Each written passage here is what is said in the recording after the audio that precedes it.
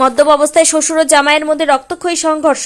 ত্রিপুরা ধলাই জেলার কমলপুর থানার তীরবামছড়া গ্রামে সোমবার সন্ধ্যায় মদ্যপ অবস্থায় শ্বশুর ও জামাইয়ের মধ্যে রক্তক্ষয়ী সংঘর্ষের ঘটনা ঘটেছে। বর্তমানে তারা দুজনে আশঙ্কাজনক অবস্থায় হাসপাতালে চিকিৎসাধীন। সোমবার সন্ধ্যা আনুমানিক 6:30 নাগাদ তীরবামছড়া গ্রামে নিরঞ্জন কন্দের বাড়িতে এই ঘটনা ঘটে।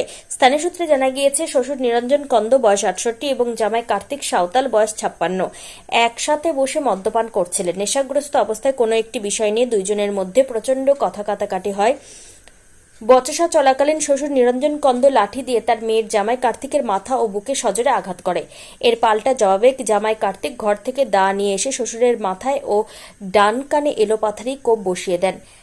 চিৎকার শুনে স্থানীয়রা কমলপুর ফায়ার সার্ভিসের কর্মীদের খবর দিলে দ্রুত তারা ঘটনাস্থলে পৌঁছে রক্তাক্ত অবস্থায় উভয়কে ঘটনাস্থল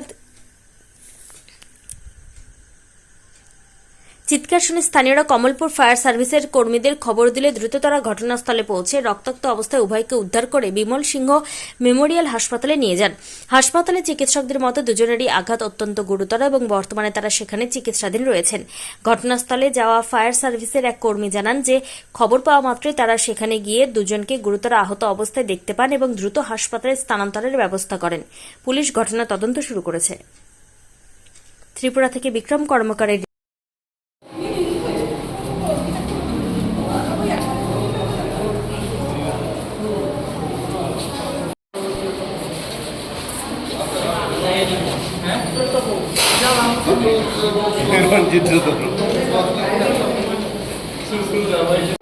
শ্বশুর শ্বশুরে মারছে কি লইয়া আমার বউরে দেখো, আমার বউরে দেখো, আমার বউ দেখো, সব রেখে দিলাই তুমি বউ দেখো, আমার বউ দেখো হাত তো নিচে রাখো। কি হয়েছে? ওই তারা নিজেদের মধ্যে মেয়ের জামাই এবং শ্বশুরের মধ্যে তারা একটু ঝগড়াঝাটি হয়েছে। ঝগড়াঝাটি হচ্ছে পরে তারা বোধহয় একটু ফিজিক্যালি আর অ্যাটাক হয়েছে। মাথাতে চোট পাইছে মেয়ের জামাই।